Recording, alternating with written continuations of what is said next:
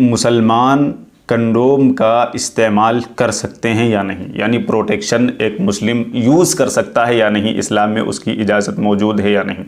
कुरान और सुन्नत में आप आ जाइए तो वहाँ पर अज़्ल की इजाज़त मिलती है।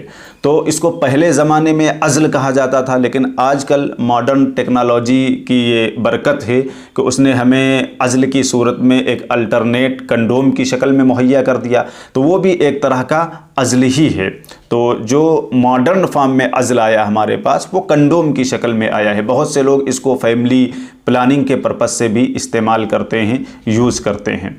अगर देखिए आप, इसमें कई सूरतें हैं। बहुत से लोग हैं जो मुतलक तौर पर कंडोम के इस्तेमाल को, प्रोटेक्शन के यूज़ को नाजायज़ कहते हैं। ये बात दुरुस्त नहीं है।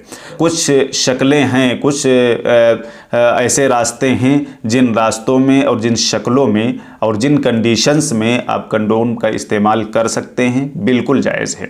लेकिन आप याद रखिए कि अगर कोई शख्स मुफलिसी के डर से ये इस्तेमाल करता है, मान लीजिए किसी को डर है कि हमारी औलादें ज़्यादा हो जाएंगी तो हम खिलाएंगे पिलाएंगे कैसे, तब तो बिल्कुल हराम है, बिल्कुल नाजायज़ है। मुफलिसी के डर से, गरीबी की डर से अगर कोई शख्स ये कहता है कि चलो कोई औरत है वो अपना यूटेरस ही निकलवाए दे रही, एक ये है कि यूटेरस में कोई बीमारी हो गई है, कैंसर वगैरह हो गया, तब तो वो निकलवाना ही पड़ता है आपको।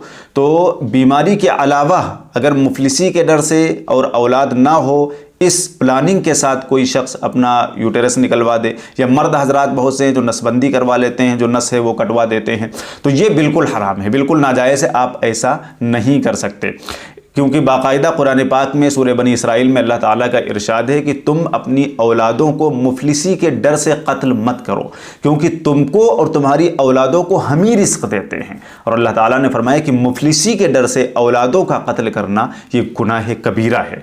तो ये कुरान पाक में बाकायदा एड्रेस हुआ है। तो अगर कोई गरीबी की डर से और सोचता है कि हम बच्चों को कैसे पालेंगे, हम कैसे खिलाएंगे, तब तो ये गुनाह कबीरा है और ये हराम अमल है, आप ऐसा नहीं कर सकते। अच्छा, किस कंडीशन में आप जो है यूटेरस निकलवा सकते हैं, तो हमने बता दिया कि अगर कैंसर वगैरह है या बीमारी है, या इसी तरीके से मर्द हजरात प्रोटेक्शन का यूज़ कर सकते हैं। वो कौन सी कंडीशन है?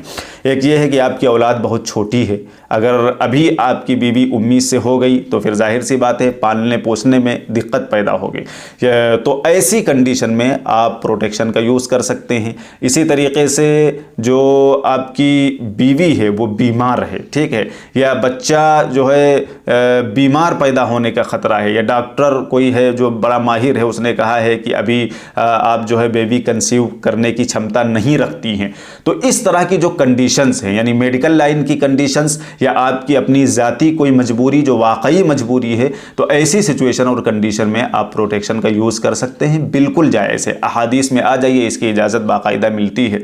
बुखारी और मुस्लिम दोनों में मुत्तफ़क़ अलैहि रिवायत मौजूद है कि जाबिर बिन अब्दुल्ला अंसारी रज़ी अल्लाह तआला अन्हु बयान करते हैं कि कुरान नाजिल हो रहा था और हम लोग अज़्ल करते थे। अज़्ल का मतलब क्या होता है? यानी आप बीवी के साथ हैं और आप सोहबत कर रहे हैं और ऐन उस वक्त जिस वक्त आपको इजाकुलेशन होने वाला है, यानी आपके अंदर से सीमन रिलीज़ होने वाला है, तो आप पेनिस को निकाल लें, यानी बीवी से इलाहिदा हो जाए, इसको अज़्ल कहते हैं। तो यही प्रोटेक्शन में क्या है? आपके सीमन को जो प्रोटेक्शन है वो रोक लेता है। और अज़्ल में क्या है कि आयन उसी वक्त जिस वक्त आप इजाकुलेट होने वाले हैं, आप अपनी बीवी से इलाहिदा हो गए। तो जाबिर बिन अब्दुल्ला कहते हैं कि कुरान नाजिल हो रहा था और हम लोग अपनी बीवियों के साथ अज़्ल करते थे और कुरान ने मना नहीं किया। इसी तरीके से वो आगे बयान करते हैं कि जब नबी सल्लल्लाहु अलैहि वसल्लम को ये बात पहुंची कि हम लोग अज़्ल करते हैं, तो अल्लाह के नबी सल्लल्लाहु अलैहि वसल्लम ने भी हम लोगों को मना नहीं किया। तो अज़्ल करना बिल्कुल जायज़ है, कोई क़बाहत की बात नहीं। इसी तरीके से सही मुस्लिम में एक और रिवायत मौजूद है, एक सहाबी हैं बयान करते हैं कि हमने अल्लाह के नबी सल्लल्लाहु अलैहि वसल्लम से कहा कि अल्लाह के नबी, हमारी एक लौंडी है जो हमारी खिदमत करती है और हम उससे मुजामियात यानी सोहबत भी करते हैं, लेकिन हम नहीं चाहते कि वो हामला हो जाए। तो अल्लाह के नबी सल्लल्लाहु अलैहि वसल्लम ने फरमाया कि तुम अज़ल कर लिया करो। देखिए, इस हदीस में नबी सल्लल्लाहु अलैहि वसल्लम खुद इजाज़त दे रहे हैं, लेकिन साथ ही साथ अल्लाह के नबी ने यह बात भी इरशाद फरमाई कि तुम चाहे जो कर लो, अगर अल्लाह ने किसी औलाद का आना इस दुनिया में मुक़द्दर कर दिया है तो उसे कोई रोक नहीं सकता। फिर वो सहाबी बयान करते हैं कि चंद दिनों के बाद जो उनकी बांदी थी वो हामला हो गई। तो अल्लाह के नबी ने कहा कि देखा, हमने तुमसे कहा था कि अगर किसी के, और यही होता है, बहुत से लोग हैं बड़ी बड़ी जो है रोकथाम करते हैं, सब कुछ करते हैं, लेकिन फिर भी अगर अल्लाह ताला को मंजूर होता है तो वो रोक नहीं पाते हैं। तो बताना ये है आपको कि आप अज़ल कर सकते हैं, आपको आपके सामने इसकी गुंजाइश मौजूद है इन कंडीशंस में, और इसी तरीके से आप प्रोटेक्शन यानी कंडोम का यूज़ कर सकते हैं इन कंडीशंस में।